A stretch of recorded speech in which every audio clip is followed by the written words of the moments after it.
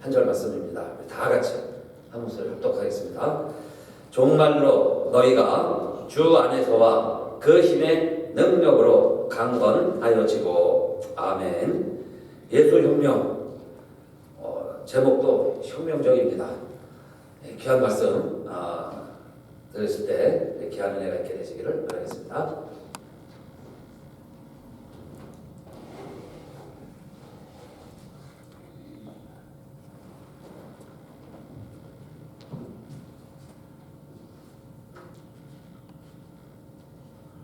할렐루야. 우리 주님에게 다시 한번 큰 영광에 또 감사의 박수 올려드리겠습니다.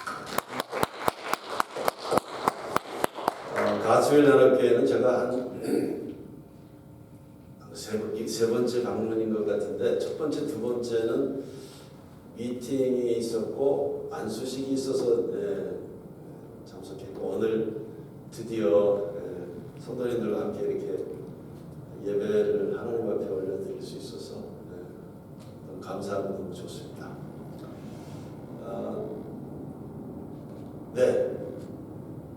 제가 넘겨주셔야 그러면 넘겨주시는 거죠. 네. 믿음으로 그렇게 하겠습니다. 넘겨주세요. 넘어가네요. 네. 에베소서 6장 10절 말씀, 저 여러분들은 다시 한번 읽겠습니다. 시작. 끝으로 주 안에서 그리고 그분의 능력 안에서 강하고 담대하라. 주님 안에서 그리고 그분 주님께서 주시는 능력 안에서 능력으로 강하고 담대하라. 넘겨주시면요, 제가 챗GPT한테 뭐라고 이야기를 했냐, 주문을 했냐면 1차 산업혁명을 나타내는 그림 하나 올려봐라 그랬더니 챗GPT가 이렇게 올렸어요. 여러분들 잘 아시다시피 1차 산업혁명 그러면 18세기에 영국에서 증기기관, 외연기관이죠. 그것이 발명됨으로 인하여 농경산업 사회에서 이제는 제조산업으로 그렇게 사회가 바뀌는 혁명이 일어나는 것이죠. 대표적인 발명이 방적기라든지 또는 전기기관차 그리고 섬유산업, 이와 같은 것들이 세상을 뒤집었습니다. 제가 챗GPT한테 그러면 말이야, 2차 산업혁명에 대한 그림을 한번 올려봐라 그랬더니 얘가 글쎄 이렇게 올리는 거예요. 2차 산업혁명은 19세기 그리고 20세기 초까지 여기에 2차 산업혁명을 열었었던 핵심은 내연기관, 그러니까 디젤 기관 이와 같은 것들이 이제 발명이 되고 전기 기술이 발달이 됐고, 그 전기 기술이 발달된과 함께 전구가 발명되었죠. 주요 변화는 이제는 대량 생산의 시대로 들어갔고요. 지금 보시다시피 주요 컨베이어 벨트가 있어가지고 뭔가 조립하거나 생산하고자 하는 제품들이 쭉 이렇게 움직이고, 사람이 그냥 서서 자기가 전문적으로 해야 하는 일들을 조립하면서 이제 제품을 만들어내죠. 가장 대표적인 생산되었었던 것들이 지금 보시다시피 자동차가 있고요.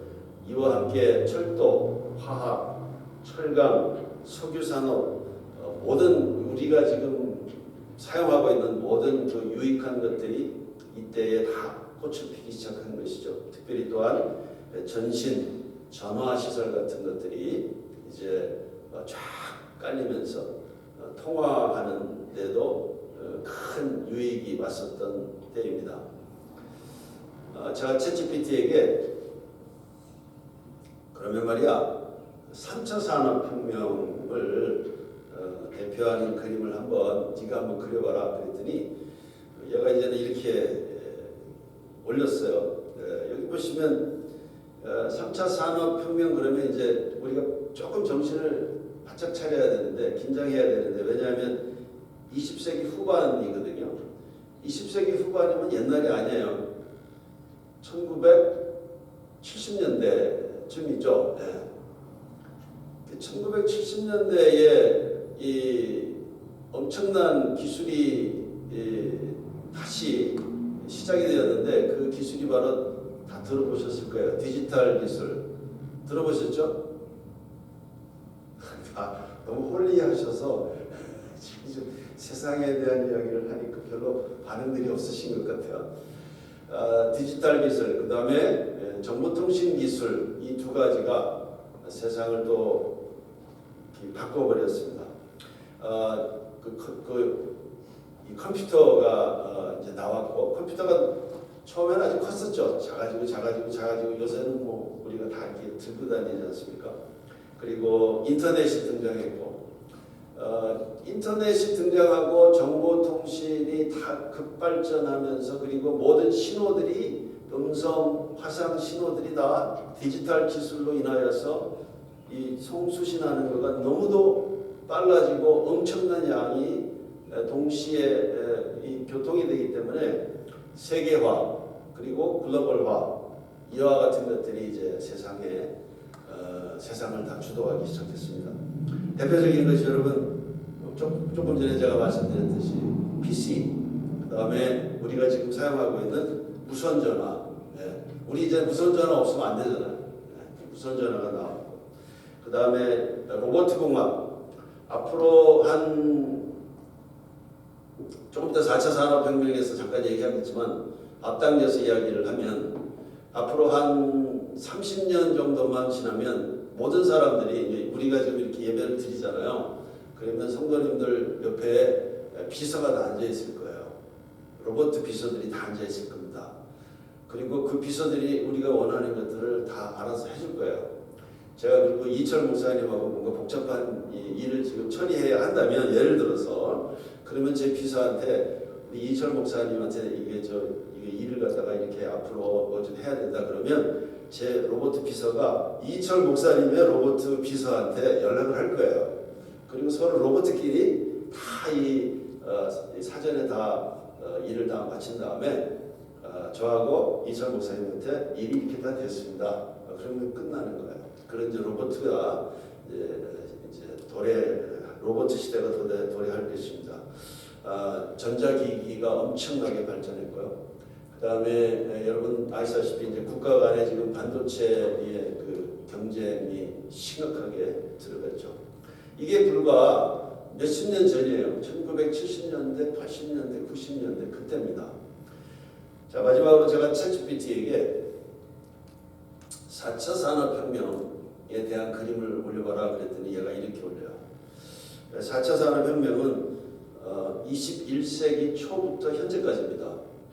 21세기면은 2000년이잖아요. 우리가 2000년 살고 있잖아요. 지금 2020 아직도 말씀을 안 하시나? 2025년 맞죠? 그러니까 지금 2000년 들어와서 지금이 4차 산업혁명 시대입니다. 핵심 기술은 여러분 다 들어보셨을 거예요. 그 인공지능, Artificial Intelligence가 이제 꽃 피우기 시작을 했습니다.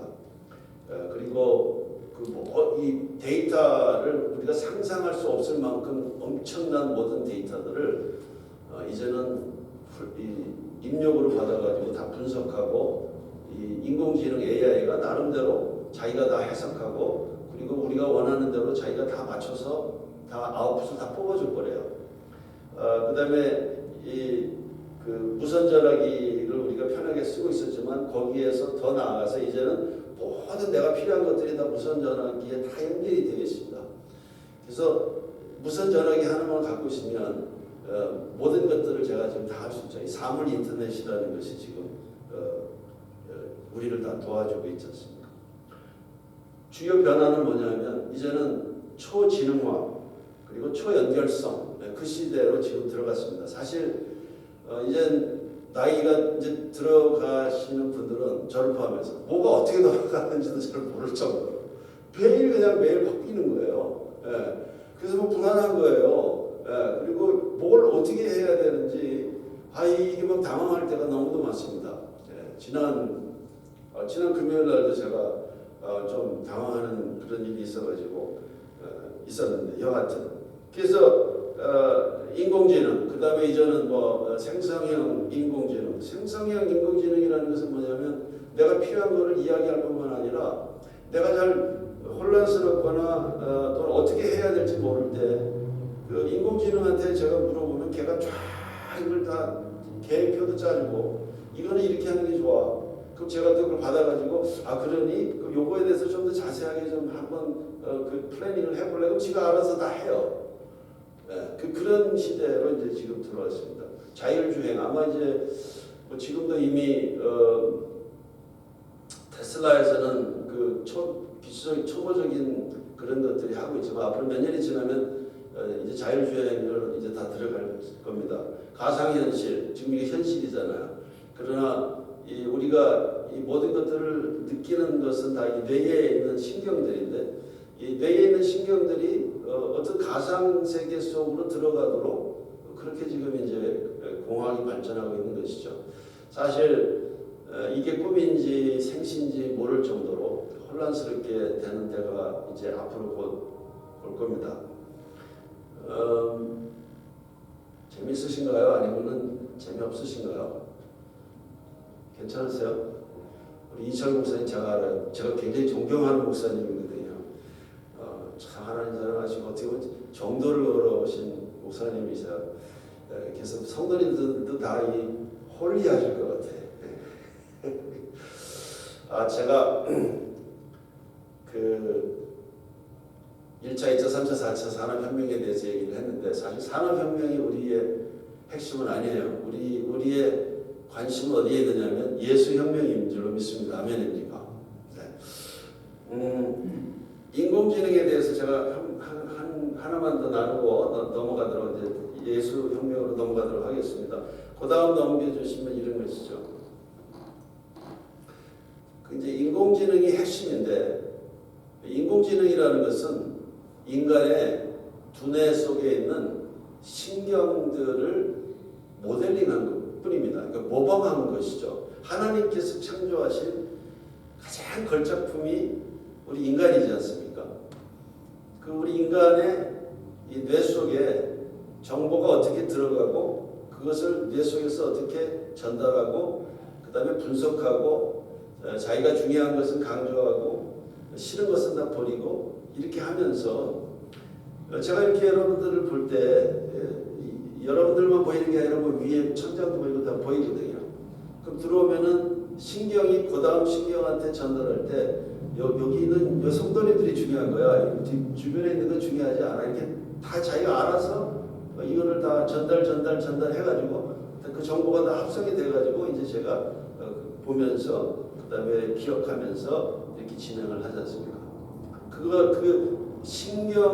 신경들이 연결돼 있고 어떻게 학습하고 어떻게 분석하고 그것을 어떻게 자기가 그것을 간직하느냐 그것이 이제 그 신경의 뇌의 구조인데 그 신경들의 회로를 모델링한 것을 우리가 뭐라고 이야기하느냐면 뉴럴 네트워크라고 해요. 신경망. 그 신경망이 아티피셜 인텔리전스의 핵심이에요. 그리고 저렇게 생겼습니다. 입력이 들어가고 중간에서 뇌에서 어떻게 돌아가는지 정확하게 몰라요. 인간은. 여하튼 그것을 모방을 해가지고 비슷하게 해가지고 원하는 걸 뽑아내는 것이죠. 제가 1992년에 원래 제가 전자공학을 공부를 했습니다. 그러다 하나님한테 붙들려가지고 이렇게 됐는데 1992년에 인하대학교 전자공학과의 교수를 갔어요. 그때서부터 대학원 과목으로 가르쳤었던 그 과목 중에 하나가 이제 이 신경망, 뉴럴 네트워크 과목이죠. 그 당시만 해도 제가 생각하기에 이게 되겠나 했는데 그 후에 이게 된 것이죠. 네. 자 넘어가시면 이제 용어만 한두 개 더 나누고 이제 예수혁명으로 들어가겠습니다. 맨 위에 있는 것이 요새 우리가 하도 이야기를 많이 하고 있는 인공지능, 아티피셜 인텔리전스. 아티피셜 인텔리전스 그 속으로 들어가면 머신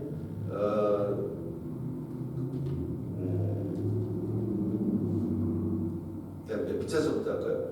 맨 밑에 보시면 그 뉴럴 네트워크, 제가 지금 이제 말씀드렸었던 그 뉴럴 네트워크가 있고, 그다음에 이제 뭐 머신 그 랭귀지가 있고 아티피셜 인텔리전스가 있고 이런데 어느 정도로 지금 발달이 됐느냐면, 제가 지금 이렇게 한국말로 하잖아요.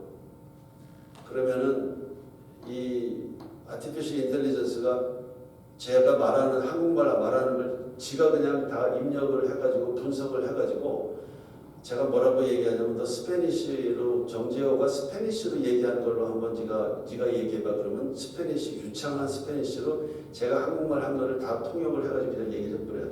그냥 사람이 들으면 이게 영락없는 정재호예요. 그 다음에 이렇게 카메라로 이렇게 제가 한국말 하는 거를 찍어갖고 제 표정이라든가 입술이라든가 이런 걸 다 이 아티피셜 인텔리전스가 이 분석을 해가지고 스페니쉬 이야기할 때 정재호인데 입 모양 이런 것들은 다 스페니쉬 말하는 건 정확하게 그걸로 다 바꿔서 얘기를 해요. 그게 지금 현재 이 시대가 지금 걸어가고 있는 상황입니다. 넘겨주시면 이 모든 아티피셜 인텔리전스의 대부분은 누구냐 하면은 여기에 있는 그 제프리 힌튼이라는 분인데, 이분이 이런 말씀, 2024년에 그 노벨 물리학상을 받으셨죠. 이 인공지능 개발 그 이제 두 가지 아주 핵심적인 것을 개발하셔서. 근데 이분이 뭐라고 이야기를 하시느냐면, 앞으로 인공지능이 인간의 지능을 대체할 것이다, 이렇게 이야기를 해요. 그러니까 1차 산업혁명이 왜 핵심적이었었느냐 하면, 인간의 힘의 한계를 뛰어넘을 수 있는 기계를 발명한 게 1차 산업혁명이거든요. 그러니까 인간이 힘이 없어서 못하는 거를 한계를 깨뜨려버린 거예요. 그게 1차 산업혁명이잖아요. 근데 4차 산업혁명이 왜 이게 지금 중요하고 심각하느냐 하면, 앞으로 아티피셜 인텔리전스는 그리고 어느 부분에서는 이미 인간의 지능을 뛰어넘어 버렸다. 그러니까 나중에는 로봇들이 더 지능적으로 엄청나게 인간보다 더 앞서갈 거예요. 그러면 그때는 지금 심각하게 지금 연구하고 있는, 과연 인간이 계속 기계를 지배할 것이냐 아니면 기계가 인간을, 로봇가 인간을 지배할 것이냐, 그때가 이제 온다는 것입니다. 이미 신약 개발 같은 데는 엄청나게 AI가 아주 유효하게 쓰임받고 있잖아요. 근데 이것이 잘못 이제 또 오염되죠. 살상무기가 기가 막힌 것들이 이제 앞으로 계속 나올 것입니다. 선한 영향력을 끼칠 수 있는 그런 분야가 너무도 많아요. 그러나 그와 함께 사회의 범죄, 벌써 뭐 그런 범죄들이 이미 지금 다 나오고 있잖아요. 그런 것들이 지금 엄청나게 나올 그런 상황입니다. 이와 함께 이제 넘어갈게요. 하나만 넘겨주시면, 요새 이제 또 양자 컴퓨터라는 얘기는 들어보셨죠? 양자 컴퓨터가 올해가 양자역학이 발명된 100년 되는 해예요. 올해가. 그래서 그 과학 그 분야에서는 올해를 세계 양자과학 기술의 해다, 이렇게 선포를 했습니다. 양자 컴퓨터가 상용화되려면 앞으로도 한 30년은 있어야 된다고 그래요. 어쨌거나 때는 올 거예요. 양자 컴퓨터가 이것이 작동이 제대로 원하는 대로 되기만 한다면 AI, 인공지능하고 양자 컴퓨터하고 이것이 합쳐지면 그러면 5차 산업혁명 시대는 올 것입니다. 그리고 그 이후에는 뭐가 어떻게 돌아갈지 몰라요. 그래서 이철 목사님께서 지금 계시록을 강의 시작하셨잖아요. 그게 중요한 거예요. 지금 세상은 이제 주님 말씀하신 대로 거의 이제 종말로 들어가는 것으로 보입니다. 자, 산업계에서 넘겨주시면, 이제는 산업계에서도 뭐라고 이야기하냐면 변하지 않으면 죽는다는 거예요. 반드시 산업계에서도 각자가 있는 전문 분야에서 세기를 찾아야 된다는 것입니다. 여기는 메리 베라라는 거는 GM의 그 CEO잖아요. 이분이 그렇게 말씀을 하세요. 넘겨주시면 모든 산업 세계가 그 산업계가 지금 다 긴장입니다. 그리고 맨 밑에 있는 제가 이 단어를 끄집어내기 위해서 이렇게 길게 했어요. 변화와 혁신입니다. 변하지 않고 혁신하지 않으면 죽는다는 게 그게 지금 이 아티피셜 인텔리전스를 기초로 한 4차 산업혁명에 들어간 산업사회의 그 모습입니다. 아, 목사님 그거야 그 세상 얘기 아닙니까? 정말 그럴까요? 정말 세상만 변화와 혁신이 필요한 것일까요? 넘겨주시면 여러분들이 너무도 잘 알고 저도 굉장히 존경하고 아마 목회자들 가운데 또 성도님들 가운데 이 C.S. 루이스의 책을 몇 권 안 읽어본 분은 없을 거예요. C.S. 루이스 그분이 뭐라고 말씀을 하시냐면 우리가 계란과 같다. 우리가 만든 계란이라며. 그리고 당신은 그냥 계속 평범하고 상하지 않는 계란으로 있을 수 없다는 거예요. 만약에 내가 계란이라면 계란이 그 껍질 속에서 얼마나 포근하고 좋아요. 거기 그냥 계속 있으면 되잖아요. 그런데 결코 그럴 수 없다는 것입니다. 계란으로 이미 존재한다면 두 가지 방법밖에 없다는 거예요. 하나는 부화해서 병아리가 되거나 새가 되거나 그렇지 않으면 나 그냥 여기가 좋사오니 그렇게 그냥 있으면 영원히 그렇게 있을 수 없고 결국은 썩는다는 거야. 세상만 그렇게 이야기하는 게 아닙니다. 우리의 믿음의 대선배, 우리의 이 기독교의 큰 정신 지주 중에 한 분이신 C.S. 루이스도 이런 말씀을 하셨다는 것이죠. 따라서 결국은 우리 믿는 자들에게도 변화와 혁신은 반드시 있어야 된다는 것입니다. 사실 2000년 전에 주님께서 이 땅에 오셨다는 것, 그것보다 더 엄청난 변화와 혁신과 혁명은 없는 것이에요. 자, 넘겨주시면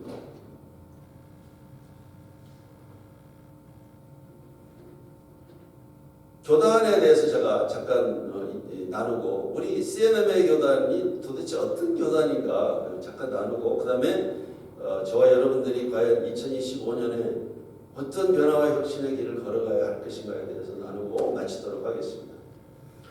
1879년에 36살의 아주 젊은 목회자가 그 당시 뉴욕에서 가장 큰 13가 장로교회의 담임으로 부임을 합니다. 46도 아니고 뭐 56도 아니고 아니 36세 어떻게 보면 이 벽안에 그 젊은 이가 아니 그 뉴욕의 그 13가 장로교회의 담임으로 갔다는 것입니다.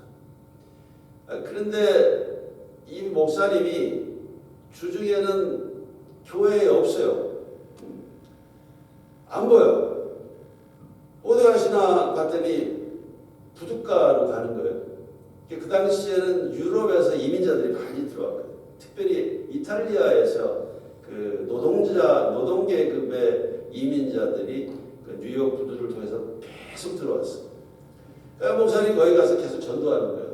예수 믿으십시오. 이민 삶이 쉽지 않습니다. 주님과 함께 시작하십시오. 주님을 의지하십시오. 주님 안에 완전히 들어가십시오. 그러니까 이제 아니 그 자기 집 떠나가지고 대서양 건너가지고 그 새로 이민을 시작하는데 얼마나 마음이 불안하겠어요. 우리도 경험했잖아요. 목사님 어느 교회세요? 그래서 이제 주일날마다 이분들이 자꾸 13가 장로교회에 오는 거예요. 그 다음에 또 뒷골목에 소위 말하는 불량 청소년들을 찾아가셔서 함께 얘기하고 또 함께 시간 보내고 그들을 전도하니까 그 아이들이 계속 교회로 오는 것이죠.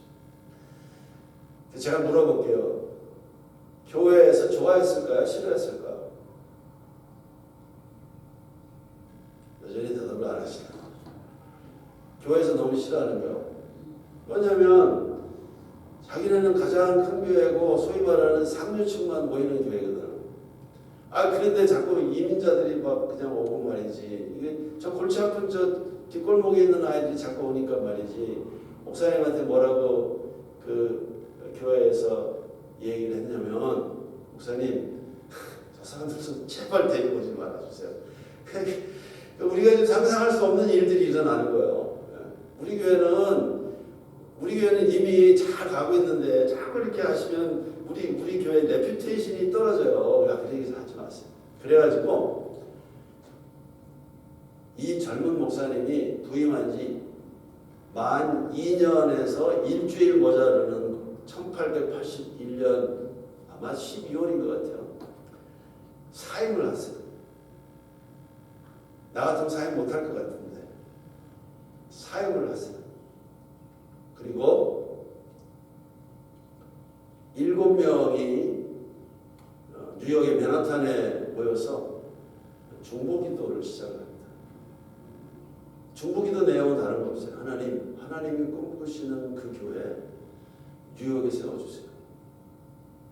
하나님께서 정말 기뻐하시는 교회가 어떤 모습인지 하나님 세우시고 사람들이 보게 하시고 도전받게 하시고 땅끝까지 전하게 하십시오. 그렇게 해서 시작된 그 예수 운동, 뭐 교단으로 시작한 것도 아니에요. 그냥 어떤 내가 또 교회를 크게 내가 세우겠다 그런 것도 아니에요. 그냥 하나님께서 원하시는 그 교회가 세워지고 그 교회를 통하여 많은 사람들이 구원받고 그 구원받은 사람들이 교회에서 함께 예배를 드리면서 크리스찬이잖아요.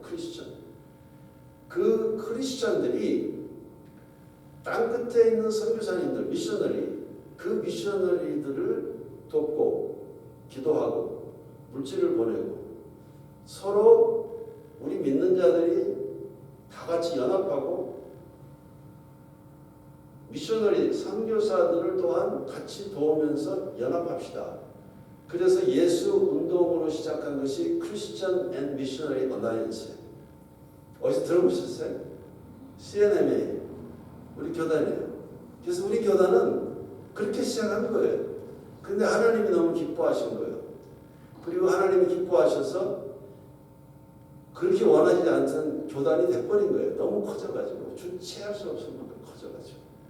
그래서 믿는 자들이 모여서 전도하고 천막에서 집회를 하고 거기에서 헌신자들이 나오고 그 헌신자들 가운데 또 젊은이들이 선교사로 또 자원하고 그들을 또 파송하고 그렇게 지난 세월이 140년이에요. 그게 바로 우리가 원하는 지금 다시 하나님께서 불을 당겨주시기를 원하는 예수 혁명인 줄로 믿습니다. 넘겨주시면. 그래서 지난 140년 동안에 이 교단이 걸어온 길이 뭐냐? 그게 바로 예수 운동 그리고 예수 혁명이에요. 자, 넘겨주시면 얼마나 엄청난 일들이 일어났느냐면 처음에 7명이 시작을 했다고 그랬잖아요. 7명이 모여서 중보기도.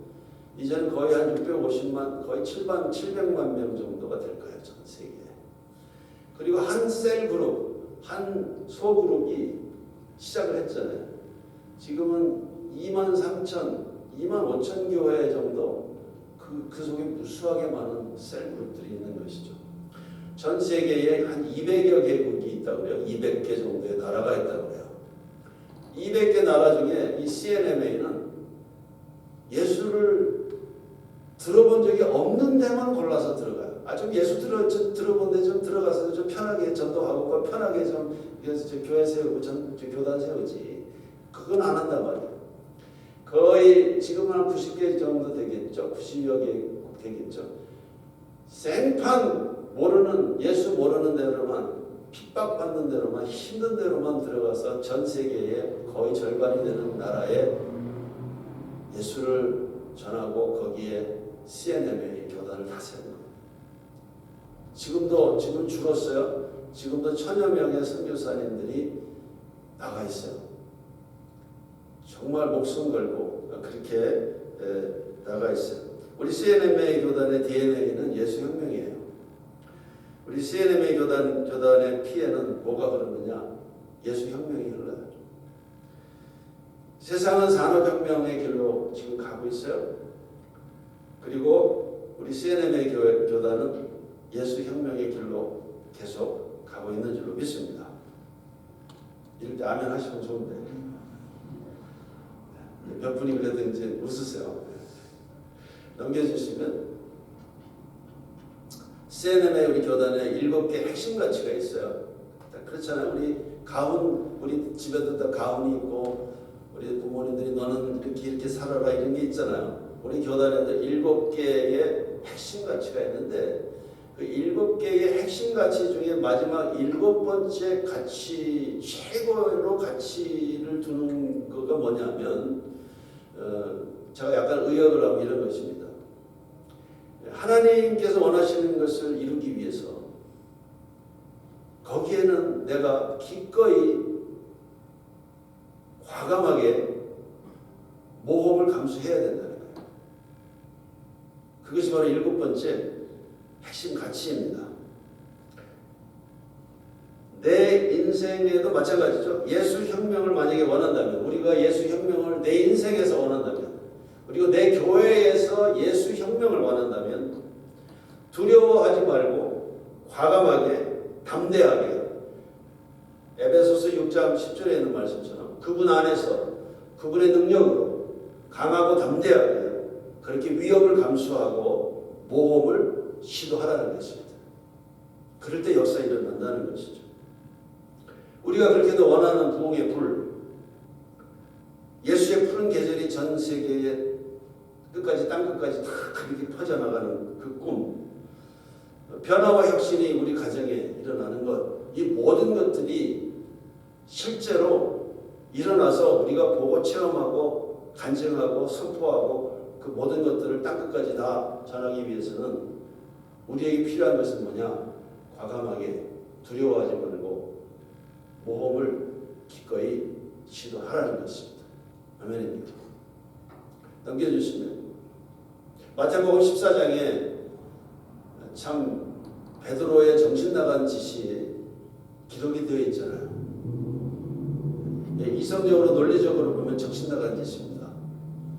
그러나 주님의 마음으로 사랑하는 마음으로 보시면 이것은 바로 변화와 혁신을 갈구하는 또한 예수혁명을 원하는 아주 귀한 장면이죠.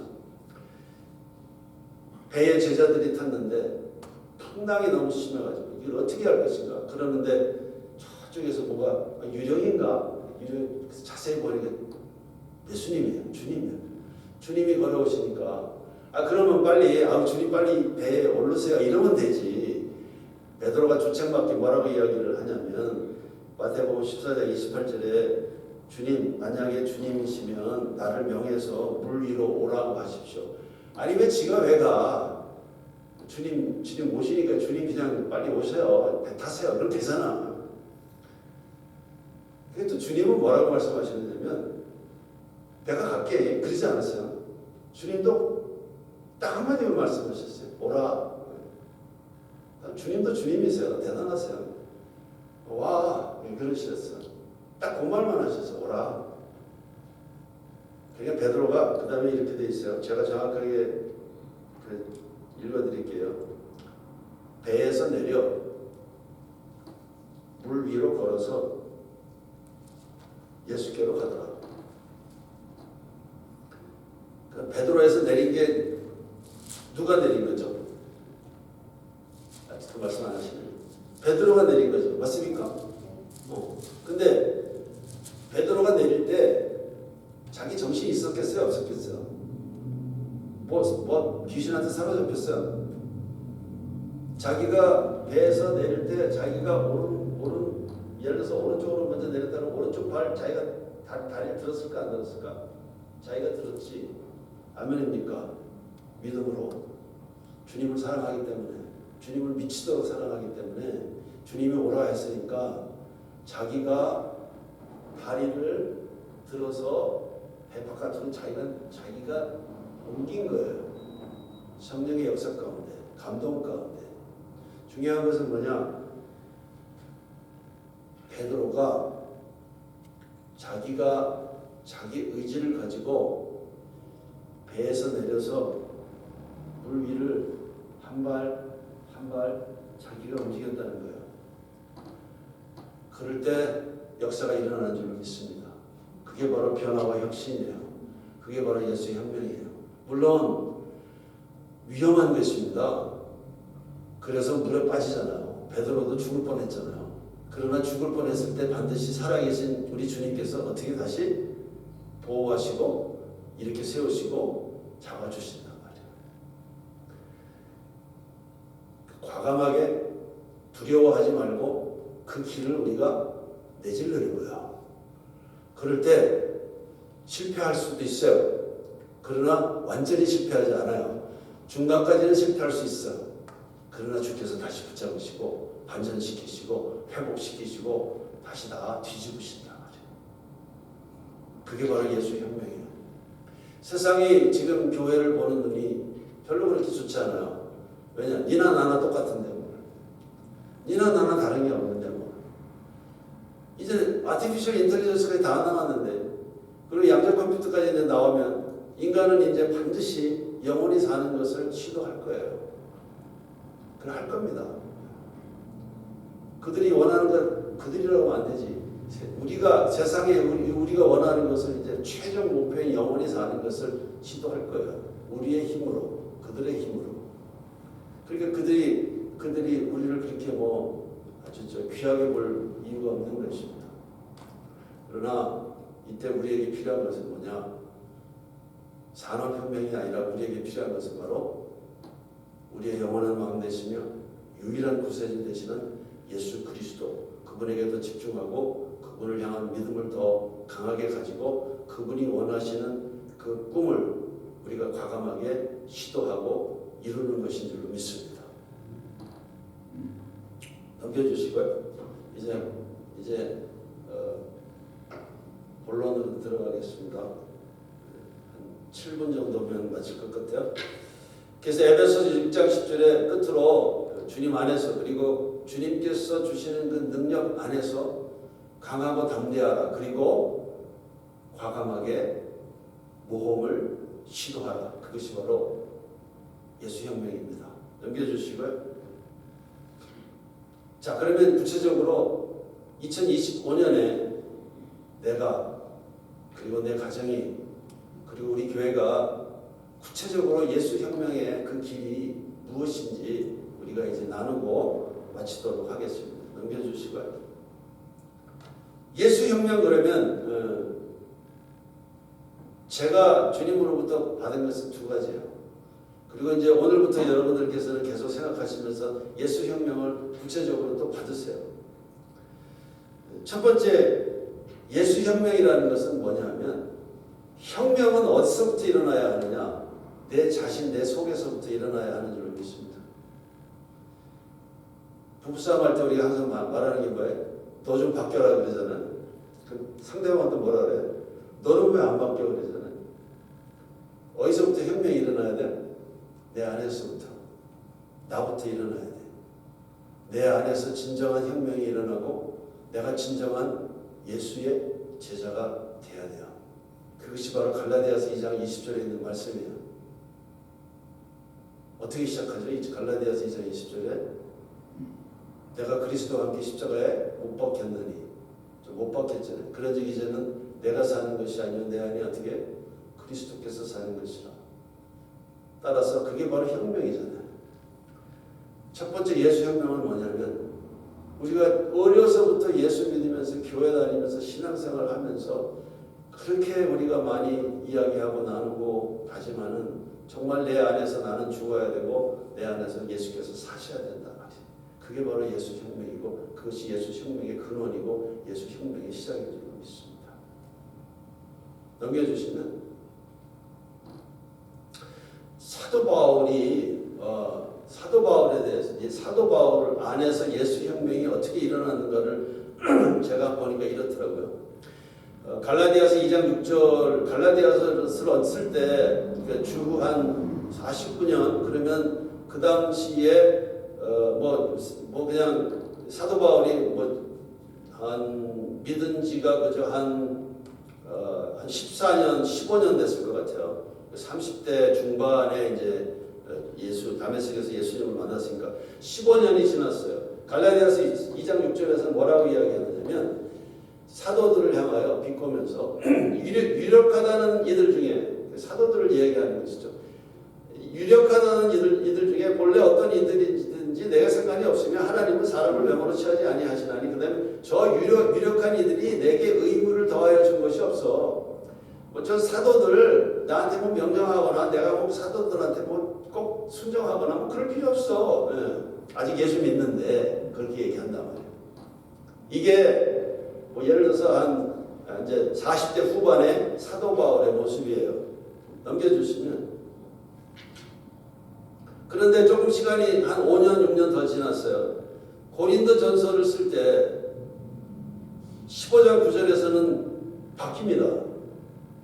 나는 사도 중에 어떻게? 나 가장 작은 자다. 이게 예수 혁명이에요.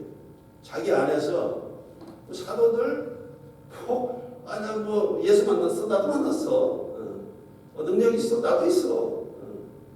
나도 다 살려. 나 역사에 일어나. 내가 또 배웠지. 그래서 듣던 사도 바울이 시간이 점점 지나면서 고린도전서 15장 9절에서는 뭐라고 이야기하냐면 아닙니다. 저는 정말 사도 중에 가장 작은 자입니다. 사실 저는 사도라고 이렇게 칭함을 받을 만한 사람도 안 돼요. 이게 예수 혁명이에요. 진정한 예수 혁명은 이런 것입니다. 이게 일어나야 된다는 거예요. 우리 안에서.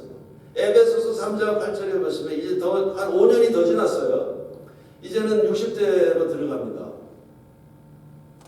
8절에 뭐라고 이야기하느냐면 이번에 사도 중에 가장 작은 자가 아니라 모든 성도 중에 지극히 작은 자보다 더 작다 이렇게 이야기를 해요. 이게 혁명이에요. 내 안에서부터 예수 혁명이 일어나야 자녀들이 바뀌고 우리 교회가 다시 부흥의 불로 들어가고 그리고 세상이 우리를 향하여 도대체 비결이 뭐냐 그리고 온단 말이죠.